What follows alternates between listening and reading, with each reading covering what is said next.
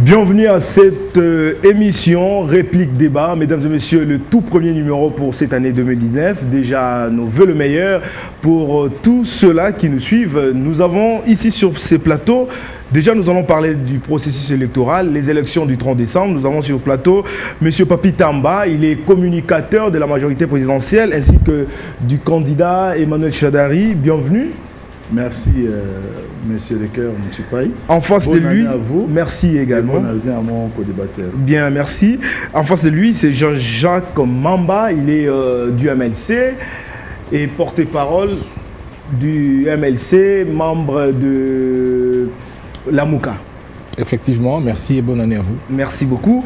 Alors ici, nous allons parler des élections du 30 décembre. Après les dépouillements, en ce moment ici, il y a l'équipe de la CENI travaille pour nous produire les résultats. Le premier résultat, c'est 6 décembre. Nous allons parler du déroulement de ces élections, de ce qui s'est passé le 30 décembre, de dépouillements, des résultats déjà qui sont dans certains QG, des quartiers politiques, QG des candidats à ces élections. Il y avait 21 candidats, seuls 3 jusque-là qui sont à la tête de ces résultats. Je parlerai de Martin Fayoulou, Emmanuel Chadari et Félix Tshisekedi. Nous commençons avec Papi Tamba. Le 30 décembre, je rappelle que vous êtes aussi candidat à la députation nationale à Lukunga, ainsi que M. Jean-Jacques Mamba, candidat à la députation nationale aussi à Lukunga. Alors, vous avez voté le 30 décembre, vous étiez sur terrain, vous avez observé ces processus électoraux. Quelle analyse faites-vous? Merci, M. Lecoeur. Je voulais commencer par souhaiter les meilleurs à mon co-débatteur Jean-Jacques, qui est aussi candidat comme moi. Et je crois que Jean-Jacques, s'il a la chance d'être élu, pourra faire partie de cette nouvelle classe politique, des nouveaux députés que nous voulons voir dans ce pays. Pour ce qui est du processus du 30 décembre, ce processus est derrière nous. Il est derrière nous. Moi, je voudrais peut-être m'inscrire en termes de projection. Ce processus a été une réponse elle-même à plusieurs questions que les Congolais se sont posées. Il y a certains, jusqu'au 29 au soir, ne croyaient même pas qu'il y aura élection. Il y a même d'autres personnes qui, après les 30, ont commencé à faire leur propre mea culpa devant Corneille Nangaa si la machine a voté. Donc, si nous devons continuer dans ce sens-là, nous voyons encore dans ces différents commentaires, je pense que ça ne sera pas évolué par rapport à la situation de notre pays. Maintenant que le processus est là, que devons-nous aujourd'hui faire? Premièrement, attendre les résultats avec sérénité. Que la vérité des urnes puisse prévaloir par rapport à toute autre chose.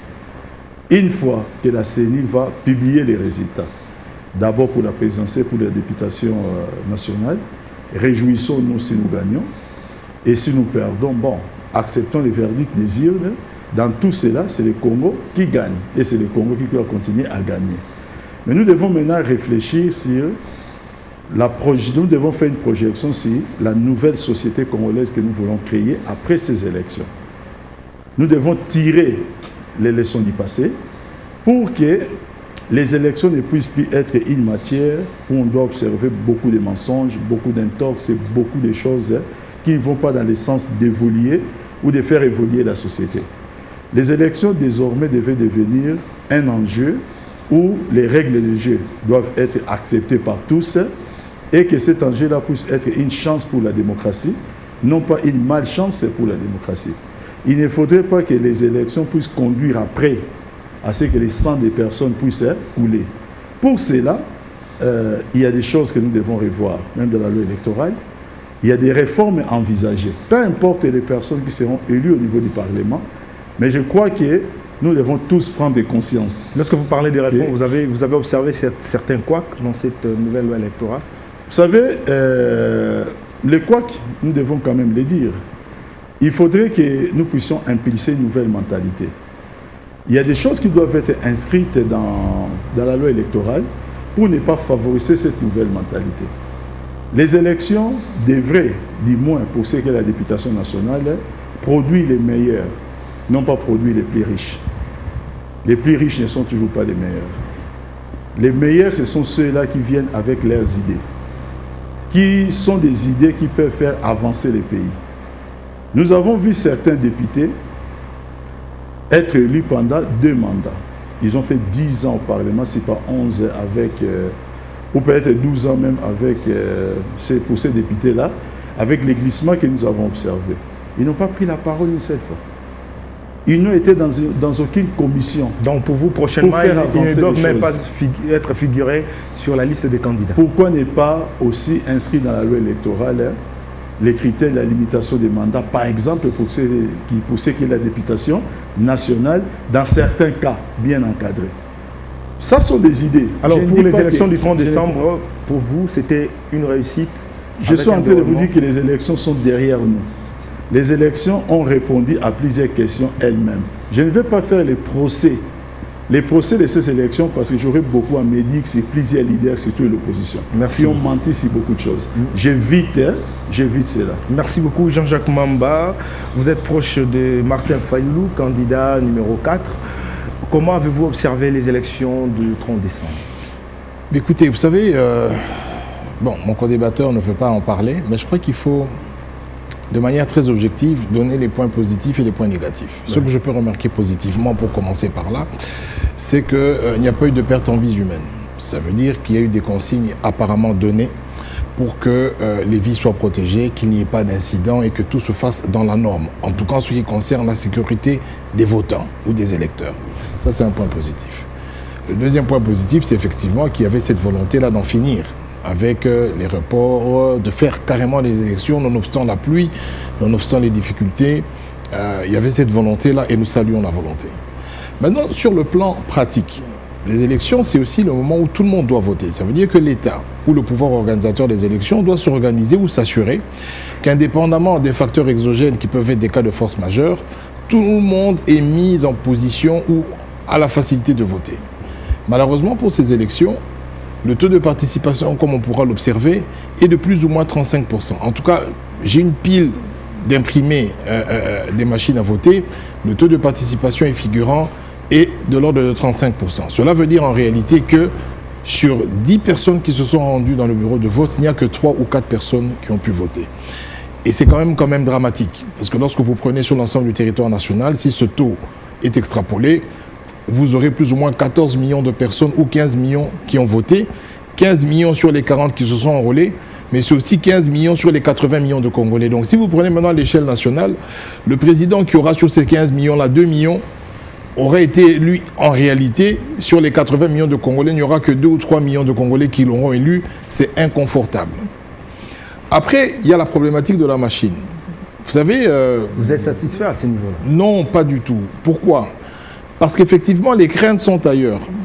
Il y a eu des craintes, il y a eu toute une dialectique autour du fait qu'elle pouvait prendre du temps. Et j'ai remarqué qu'apparemment, les gens ont voté rapidement, mais il n'y avait pas assez de machines.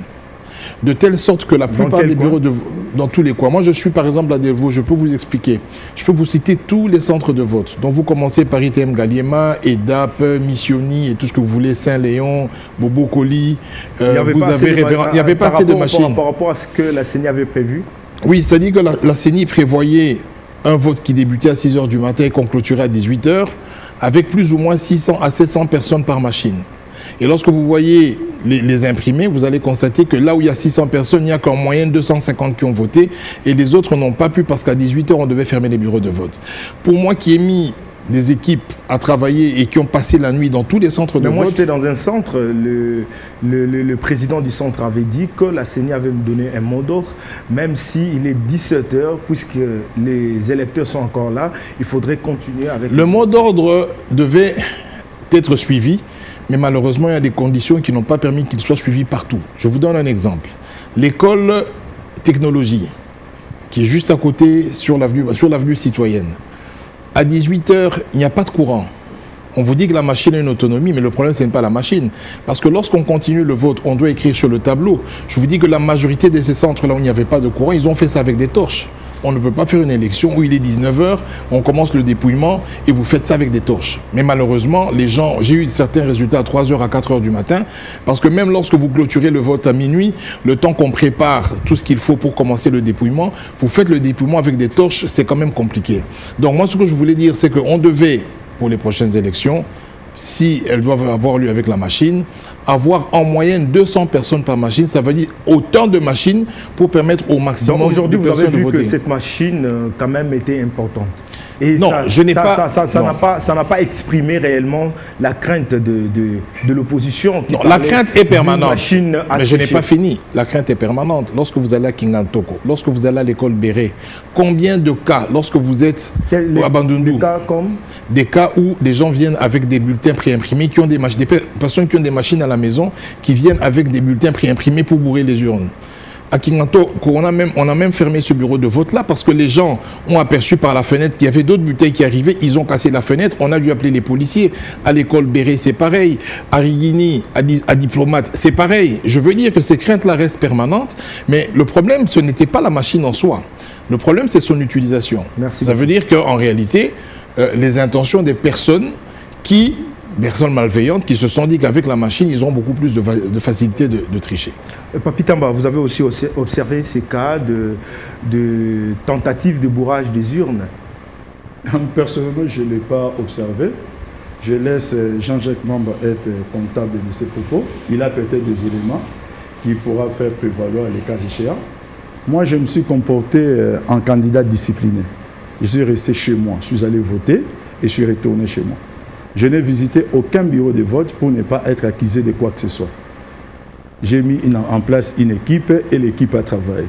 Personne ne peut vous dire qu'ils ont vu Papi Tamba ou aperçu Papi Tamba dans un bureau de vote. Je crois que le rôle des candidats n'est pas de faire le tour des bureaux de vote afin de chercher d'une certaine manière d'influencer les électeurs les mêmes jours, sachant d'abord que c'est interdit par la loi, et chercher aussi à faire des choses, si cela s'avérait, ce que Jean-Jacques est en train de dire, de faire les choses de cette nature-là. Donc moi, en ce qui me concerne, je n'ai rien à dire par rapport à ça. Mais maintenant, Jean-Jacques, qui me tente toujours de revenir sur ces élections du 30 décembre, alors que j'aurais vraiment voulu l'éviter, j'aurais voulu, c'est-à-dire faire une projection parce que les élections sont derrière nous. Moi, je dis que les élections ont répondu à plusieurs questions. Nous attendons ces conséquences. Mais vous savez, lorsque vous avez le président de Jean-Jacques Mamba, qui sortant de la CENI, fait une déclaration qu'on peut retrouver dans les annales, qu'il a mis 6 minutes pour voter avec la machine à voter. Ça a été un argument fort. Un argument fort pour tous ceux-là qui les suivent pour ne pas aller voter. Lorsque vous avez les candidats, je dis bien l'air candidat qui a fait le procès de la machine à voter avant les élections et même pendant la campagne pour se dédier 5 jours avant la tenue effective des élections. Mais là où il a fait cette campagne contre la machine à voter, est-il retourné pour aller dire autre chose? Ces choses-là expliquent les taux d'abstention. Dans les coins où eux-mêmes, ils avaient... peut-être la chance d'être gagnés, qu'ils puissent observer que plusieurs personnes n'ont pas voté. Parce que ce sont eux-mêmes qui ont créé cette situation-là, cette condition-là. Moi, j'ai été avec, quand je suis allé voter, quand je suis sorti, j'ai entendu des gens qui disaient, mais pourquoi a-t-on dit qu'avec la machine à voter, ça va nous prendre 6 minutes, avec la machine à voter, ça va faire ça. Pourquoi ces mensonges? Vous avez voté pendant combien de minutes? 45 secondes. Oui. Même pas pendant combien de minutes. Et des Congolais qui me suivent... Je vais revenir sur cette affaire. Les Congolais qui me suivent aujourd'hui, s'ils vont gober d'autres mensonges après, si la machine a voté, au moins, ils les goberont plus. Ils ont été aux urnes, et sauf à être, je ne sais pas, con ou quoi, on ne peut pas avoir plus confiance aux paroles d'une autre personne qu'à ce que vous avez vécu personnellement. Donc les élections étaient crédibles. Au-delà d'être crédibles, les élections étaient apaisées. Et surtout, comme je vous l'ai dit, ce sont des élections financées entièrement par le gouvernement congolais qui est devenu un gage de souveraineté pour les années à venir. Donc, il faudrait que les gens comprennent que cette idée-là fasse désormais son chemin. Que la RDC vient d'apprêter un pas vers le renforcement de sa démocratie, que nous devons coller plutôt avec la souveraineté. Pour vous, il n'y a plus de débat, des machines à tricher et tout ça? En tout cas, les Congolais qui me suivent, c'est ce que je suis en train de dire. Je ne sais pas si Gobera a encore des mensonges sur la machine à voter. Je ne sais pas. Non, j'aimerais revenir très rapidement sur l'affaire des 6 minutes, parce qu'en réalité, il n'y a pas eu un taux d'abstention élevé. Il y a eu une incapacité de voter parce que les bureaux ont fermé, parce qu'il y avait très peu de machines. Vous savez, il y a beaucoup de personnes qui n'ont pas voté simplement parce que le nom ne se retrouvait pas sur la liste. D'abord, les gens ont peiné pour retrouver le nom sur la liste des électeurs parce qu'elle a été affichée le même jour. Ce qui est inadmissible, la loi prévoit que ce soit affiché bien avant. Donc, il y a eu des problèmes techniques 30 jours. La liste est affichée le même jour. Les gens arrivent... À l'immédiat, on a affiché à 12 h. À 12 h. On est lui-même en personne. Donc, les gens arrivent, ils doivent chercher leur nom. Après avoir cherché leur nom, on doit leur indiquer la salle. Tout ce processus-là, se faire enregistrer, tout ça, c'est largement au-dessus de 6 minutes. Ça veut dire qu'aujourd'hui, au jour d'aujourd'hui, depuis hier... Là, mais je vous le dis, c'est contrairement à ce que... Je dis ceci. Je dis ceci. Le président a dit ceci. La machine, il a fait 6 minutes. Il a dit ceci. Pour voter, j'ai fait 6 minutes. Il a fait 6 minutes parce qu'en réalité... Donc, c'était pas la machine à voter. Non, je dis ceci. Je ne suis pas responsable des élucubrations de M. Papitamba. Je vais continuer. Je dis ceci. M. Bemba dit qu'il a fait 6 minutes. Je peux vous assurer qu'il y a des gens qui ont fait 5 minutes. Il y en a qui ont passé toute la journée parce que la machine avait bugué.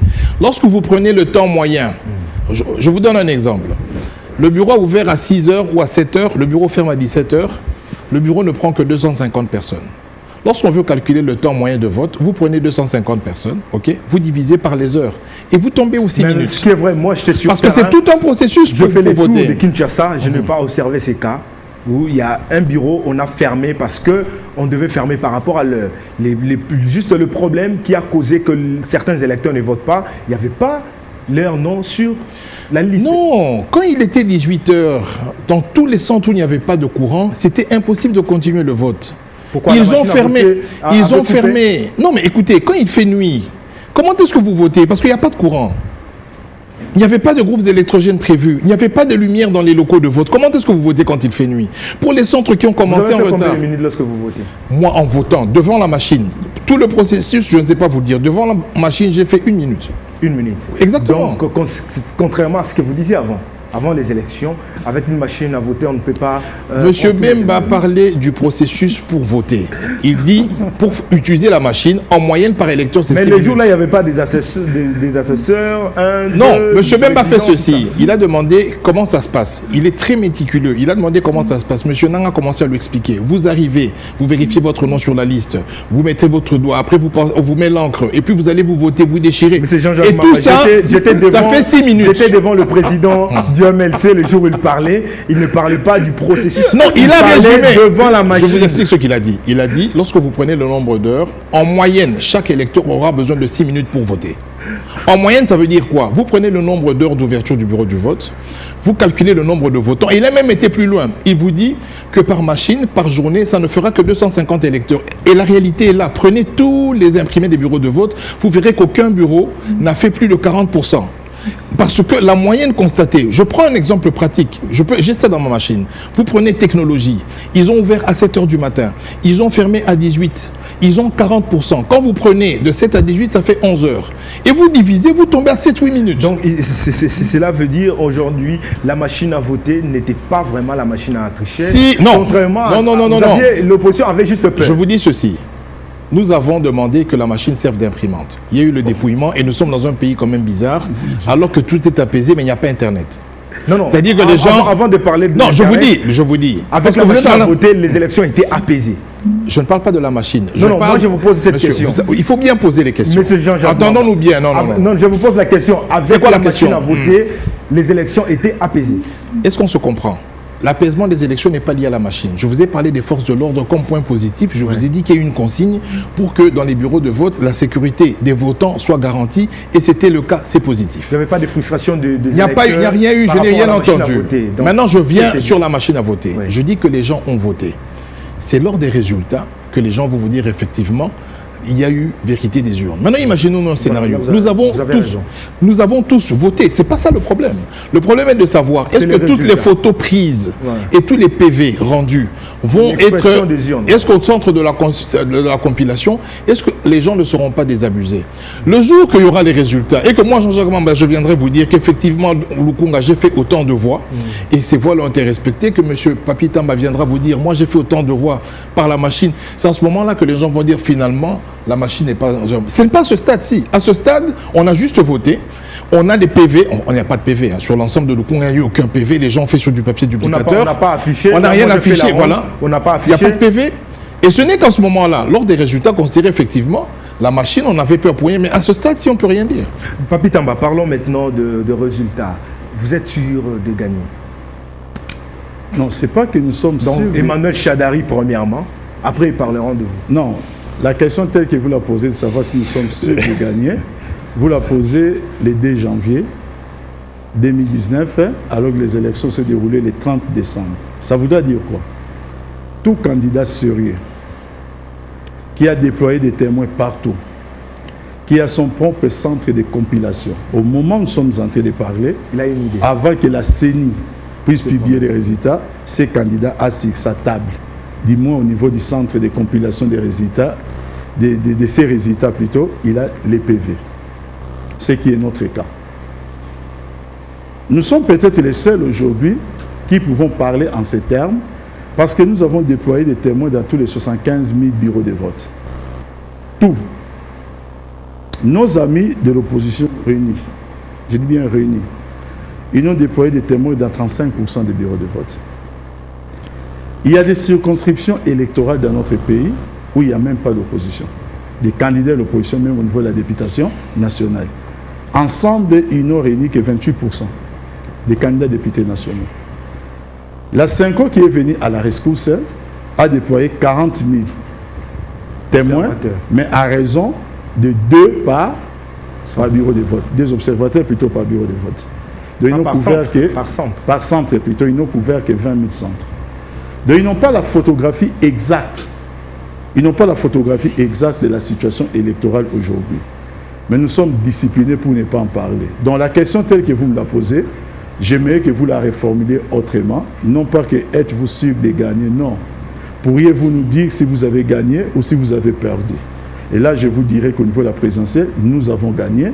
Je l'ai dit parce qu'à l'appui de ce que je suis en train de dire, il y a nos PV qui parlent. Mais laissez-moi un peu revenir un peu sur ce que Jean-Jacques a essayé de dire. Je comprends, il est dans son rôle. C'est un peu difficile de passer sur un plateau de télévision, commencer à contredire son président. Jean-Jacques, ne vous moquez pas de nos intelligences. Les archives existent. Moi, je sais que vous êtes un garçon très intelligent et crédible.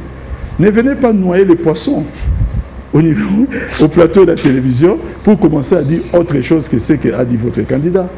Tout dépendra de l'appréciation des lecteurs. S'il est vrai, il peut insérer dans l'émission les propos de votre président. Et vous verrez qu'en plein plateau de télévision, votre président va vous contredire. Le sénateur Jean Pemba est parti s'enrôler à la CENI. Après s'être enrôlé, il a voulu tester la machine à voter. Et au sortir, il a fait des déclarations. Non pas sur l'ensemble du processus, mais sur la machine à voter. Et sur le vote avec la machine à voter. J'ai dit ceci. Il a parlé en français. Il a dit voter avec la machine. Ça veut dire tout ce qu'il faut pour voter. C'est son tour. Je peux vous le dire. La parole. Je peux vous le dire que tout dépendra de l'appréciation des lecteurs qui pourra ressortir cet élément.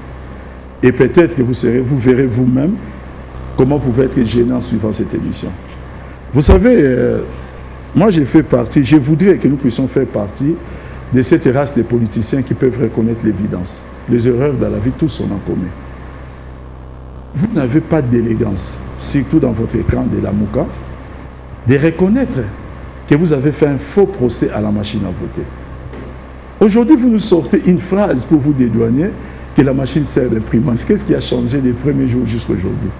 Nous vous disions depuis très longtemps que le vote n'est pas électronique, que ça reste un vote à papier, et que la machine va servir d'imprimante. Depuis les premiers jours qu'on a lancé la machine à voter, que nous l'avons expérimenté, c'est ce que nous disions. Maintenant, aujourd'hui, vous venez dire non, la machine à voter a changé. Rien n'a changé, Jean-Jacques, au niveau de la machine à voter. C'est pourquoi j'ai dit tout à l'heure, ne continuez pas dans cette direction, sinon les Congolais vont vous détester. Putain, répondez maintenant à ma question. Êtes-vous sûr de gagner? J'avais répondu à cette question. Les résultats qui seront publiés, vous êtes sûr que Emmanuel Chadari pourrait être... Ce n'est pas que nous sommes sûrs de gagner. Nous sommes satisfaits de savoir que nous avons gagné. Donc c'est ça que je vous ai dit que tout à l'heure, peut-être faudrait que je puisse la reformuler sous d'autres termes. C'est ce que je viens de faire. Je l'avais déjà exprimé. Et j'ai dit ce ne sont pas de simples déclarations. À l'appui de ce que je suis en train de dire, nous avons des éléments pertinents, qui sont des éléments matériels. Voilà. Jean-Jacques Mamba, êtes-vous sûr que Martin Fayulu sera le président après et lui prêtera les serments le 18 décembre? Vous savez, j'aime beaucoup la prétention de nos amis du FCC. On connaît leur bilan et cette histoire de machine revient quand même de loin, parce qu'on va quand même se le dire. Nous avons des audios, des coupes sonores de Jeune Afrique qui n'ont jamais été contestés parce que Jeune Afrique n'a jamais été attaqué en diffamation. Et dans ces coupes, on entend bien les dignitaires du FCC raconter qu'ils vont gagner parce qu'il y a la machine. Donc, le seul lien entre gagner et la machine s'appelle en français la tricherie. Après, pour l'instant, on ne peut pas le dire parce que nous n'avons pas les résultats. Donc, gagner avec la machine, c'est la tricherie. Mais lorsque quelqu'un vous dit, maintenant que nous avons notre machine à voter, nous allons gagner, ça veut dire que le lien, ça s'appelle la tricherie. Même si on publiait aujourd'hui... nous avons vu plusieurs machines... Attendez, nous avons vu plusieurs machines dans les maisons des gens. On en a attrapé même dans des taxibus. On a vu ça à l'intérieur des gens qui votaient, même à Kananga, quelqu'un qui votait. La maison de qui? La maison des gens. On a coupé Internet parce que toutes les vidéos ont circulé. On a même vu ça dans un taxi. Le monsieur de Kananga, je ne vais pas citer son nom, on l'a attrapé avec les mains. On l'a même arrêté. Heureusement qu'au moins quand on prend ces gens, on les arrête. Donc la question est de savoir comment est-ce qu'ils se sont procurés cette machine pour se voter à la maison. Donc, moi, je ne vais pas faire du triomphalisme. Je sais que M. Martin Fayulu est le mieux élu de la République démocratique du Congo. Ici à Kinshasa, il n'y a même pas photo. Après, ils ont coupé Internet, on ne peut pas se transmettre même les SMS. Ils ont tellement peur que même les SMS ont été coupés. Et aujourd'hui, ils viennent nous raconter qu'ils ont tous les PV, alors que dans tout le Congo, moi, je n'ai vu aucun PV. Parce que la CENI ne fournit pas les PV. Mais les témoins quand même ont eu accès au PV. Nous avons des imprimés des bureaux, mais ce ne sont pas des PV. Mais la CENI n'avait pas des imprimés des PV. Vous dites? Les PV imprimés. Non, ce ne sont pas des PV imprimés. Ce sont, si vous voulez, les relevés de vote.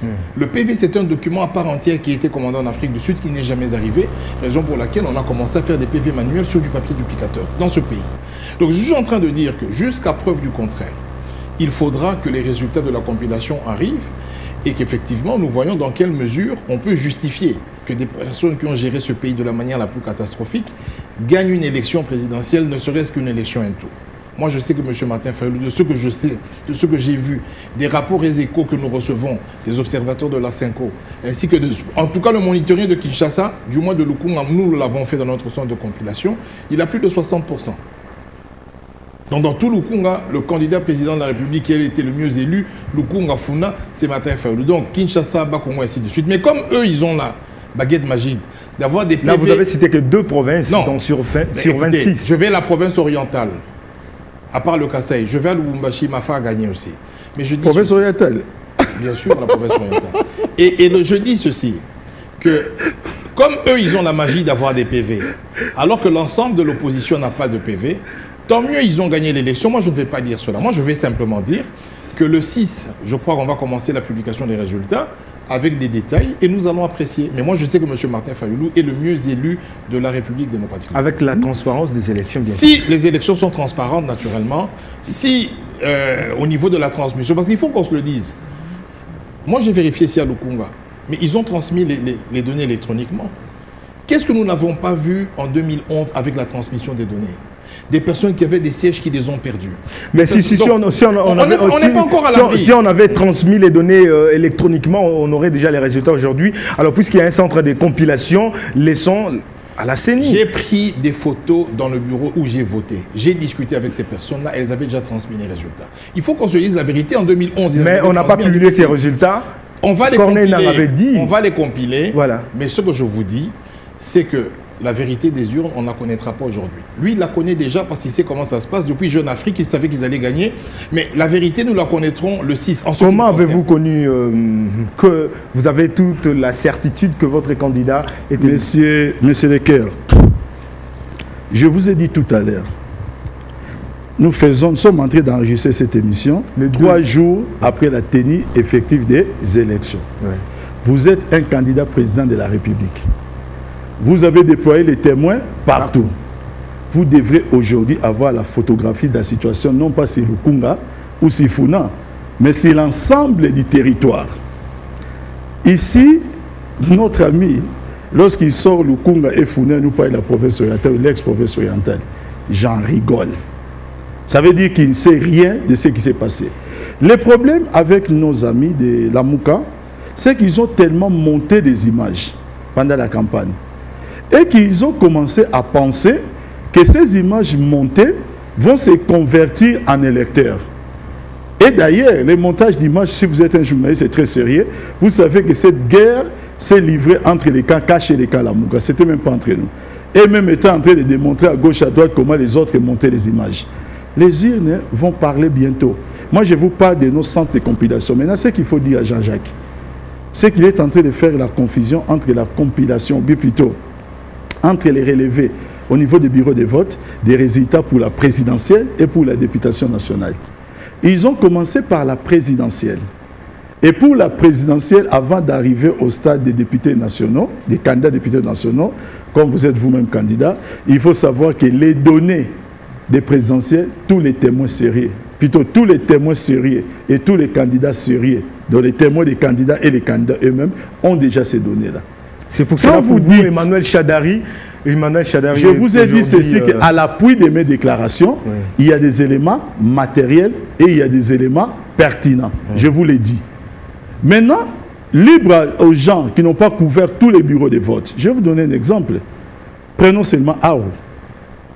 Prenons Mahagi. Je commence à vous citer des coins comme ça.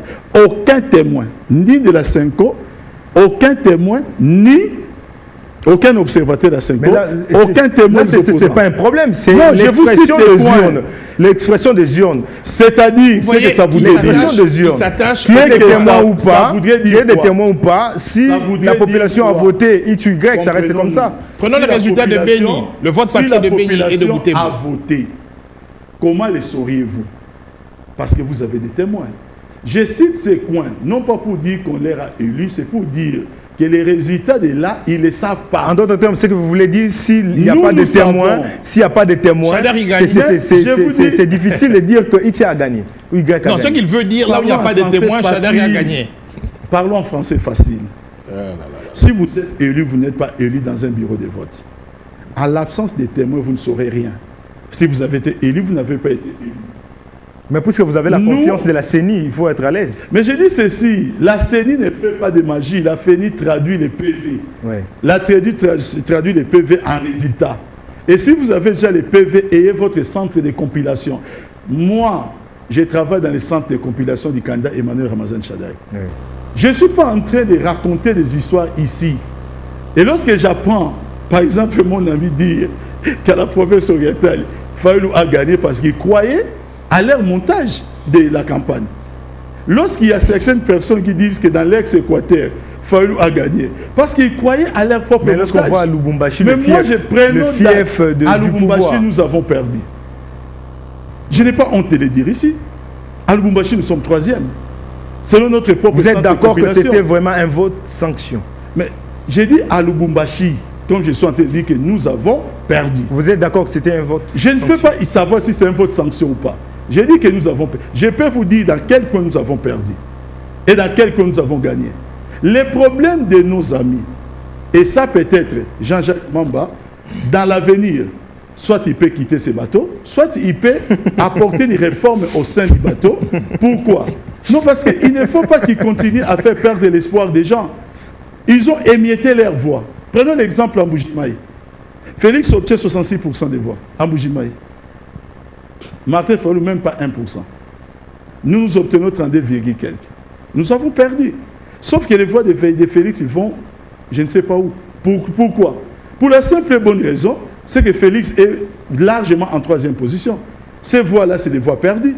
Qui pouvaient créditer si Martin Fayoulou s'ils avaient un candidat. Bien, pourquoi on a coupé l'Internet aujourd'hui si on pensait que les élections étaient crédibles et transparentes et je crois qu'on publie ou pas les PV dans des réseaux sociaux, mais si ça traduit l'expression des urnes, il n'y a pas de problème. Le problème qui est là, il faut savoir que les mêmes jours que nous avons tenu nos élections, d'autres pays ont tenu les élections avec 18 morts.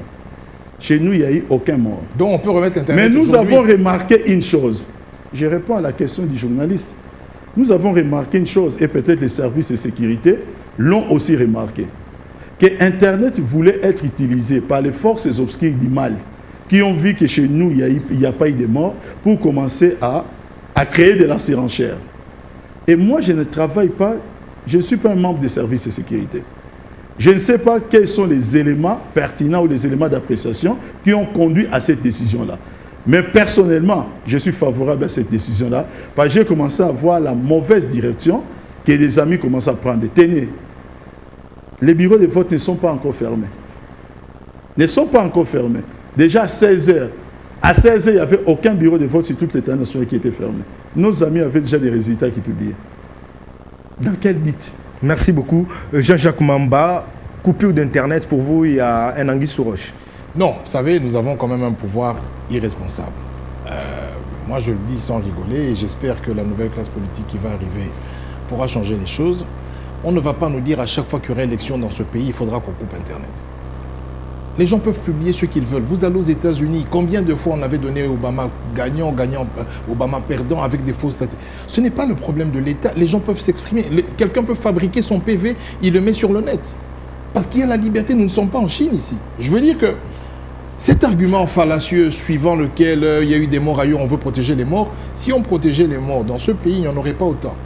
Parce que ici, les morts, c'est la force publique qui tue. Ici, les morts, ce sont nos policiers, nos militaires qui tuent. Les Chébé, ainsi de suite, les Kapangala et tout ça, ce sont nos propres forces de l'ordre qui tuent. Donc, du moment que l'élection s'est passée dans le calme, je le dis, c'est un point positif, j'étais surpris qu'il n'y ait eu aucune agression. Je ne comprends pas comment une agression physique, il n'y a pas, et vous avez peur d'une agression du net. Parce que moi, je vais transférer mes résultats, parce que moi, au fait, en réalité, ces élections auront le mérite d'être faites à huis clos, en totale privation, et je crains que si cette affaire d'Internet continue, parce que comme il n'y a pas eu de PV, je parle de Lukunga, je parle de partout, si le centre de compilation, mais le FCC si les résultats, oui, bon, eux ils sont, allez, si les résultats ne traduisent pas toutes les photos des tableaux que nous avons pris, notamment Lukunga, 416 centres de vote, 1066 bureaux de vote, si les résultats ne traduisent pas, nous allons plonger ce pays dans non seulement dans l'incertitude, mais dans le désarroi. On doit laisser les gens s'exprimer. Internet, c'est aussi un moyen de travail. Aujourd'hui, moi, je dois aller travailler. Nous fonctionnons essentiellement avec une connexion Internet, dont nous n'allons pas travailler parce que le gouvernement a décidé de couper Internet pendant une période électorale. L'élection est passée, c'est derrière nous. Voilà, quelques minutes avant la fin. Dites-nous, vous êtes candidat à la députation nationale Lukunga. Vous serez à l'Assemblée nationale déjà avec les PV, avec les résultats? Je ne suis pas comme M. Papitamba. Dans ma machine, j'ai les résultats compilés de 1066 bureaux de vote et je pense qu'il y a plusieurs et des milliers de personnes qui m'ont fait confiance, en tout cas qui m'ont accordé leur voix. C'est attesté, c'est connu. Après, on verra bien, il y a le seuil, il y a la proportionnelle, mais en ce qui me concerne, je suis amplement satisfait du score réalisé dans des conditions si difficiles où vous n'avez que 35% de taux de participation. C'est tout ce que je peux vous dire. Vous attendez aussi la victoire de Mafa. Si il n'est pas élu, vous allez aussi s'incliner aux résultats qui seront publiés. Écoutez, moi je suis un républicain, ça c'est déjà à la base. Hein. Je considère que c'est un jeu politique. Malheureusement, et j'aimerais qu'on ait une émission dans laquelle on va vraiment parler des projections, parce qu'il faut que la campagne arrête ou cesse d'être folklorique. Nous devons avoir des campagnes thématiques. Et si je suis élu, moi, Jean-Jacques Mamba, parmi mes propositions... Vous êtes déjà élu? Si, j'ai dit. Ah oui. Si je suis élu, Jean-Jacques Mamba, ma première proposition, ou l'une de mes premières propositions, lorsqu'il y aura un débat sur la loi électorale, il faudra que l'on l'invalide tous les candidats qui font des dons pendant la campagne, parce qu'en réalité, nous devons être redevables des thèmes défendus et du travail parlementaire, et non redevables des dons. Vous voulez restreindre leurs droits? Non, si vous êtes un donateur, faites une ONG. Faites une ONG, ainsi de suite. Mais quand vous êtes parlementaire, vous êtes payé pour légiférer et pour faire du contrôle parlementaire. Donc lorsque vous faites 10 ans, et M. Papitamba l'a dit ici, je ne parle pas que des gens de la majorité, il y en a aussi dans l'opposition, qui font 10 ans et qui s'arrangent à accumuler juste une bonne somme pour faire la campagne, aller faire des ponts dans les villages, aller donner des bêches et des houes. Ça, c'est pour les ONG rester dans ce domaine-là humanitaire. Mais ici, dans l'Assemblée, pour ceux qui y seront, pour que nous ayons les meilleurs, il faut absolument que les campagnes soient thématiques. Papitamba, une minute. Je rejoins Jean-Jacques. Sur ce point, je suis totalement d'accord avec lui. Nous devons... Pour une première fois? Pas pour une première fois. Ah oui, je fais partie de cette race des politiciens qui reconnaissent les évidences. Je ne suis pas là pour nier 6 minutes, les 6 minutes évoquées par Jean-Pierre Bemba. Je voulais dire ceci. Non, sur ce point, Sur ces points, je les rejoins. Je les rejoins parce que je pense que nous devons un peu transformer cet état des choses. Il ne faudrait pas que la campagne se transforme en folklore ou en quoi que ce soit. Je crois que nous devons bien assumer, bien comprendre les rôles des députés. Un exemple, la Constitution dispose, et là c'est clair que tout mandat impératif est nul. C'est une tricherie de dire aux gens, par exemple, que je suis votre député et je ne peux parler que de vous. La Constitution l'interdit. Vous êtes député national. C'est-à-dire, quand vous êtes député, vous devez vous occuper des problèmes de Goma, des problèmes de par-ci, par-là. Donc, ces genres de choses-là, nous devons à un certain moment transformer cela pour donner un peu la hauteur à notre pays. Le dernier message, attendons avec sérénité la publication des résultats les 6. J'ai confiance aux Congolais qui ont déjoué tous les mauvais pronostics de ceux-là qui pensaient que les 30 décembre, qu'il y allait y avoir des morts dans notre pays. Je pense que les mêmes Congolais vont déjouer aussi tous les mauvais pronostics. Ils pensent que les 6, lorsque Shaddai sera publié président de la République, il y aura des morts dans notre pays. Jean-Jacques Mamba, nous devons féliciter Joseph Kabila. Il a dit, il a fait. Je m'abstiens de faire un commentaire désobligeant. Pour moi, il appartient au passé. Il va tirer les leçons de son bilan. J'espère qu'il sera avec nous, parmi nous, pour voir comment les choses seront mieux faites. S'il était votre frère biologique, qu'est-ce que vous pourrez placer comme mot? Mais écoutez, je vais être désobligeant, je préfère m'abstenir. Mais bon, voilà. Il aura le mérite d'être le premier ex-président qui vivra dans son pays. C'est applaudir. Peut-être que c'est peut-être ce qu'il y aura de positif, hein, dans des conditions un peu compliquées. Je crois que je vais une idée là pour M. Kabila. Merci, il est ex-président et merci pour tous les services qu'il a rendus et les services non rendus surtout. Mesdames et messieurs, merci beaucoup. C'était Réplique Débat. Merci de nous avoir suivis et à la prochaine.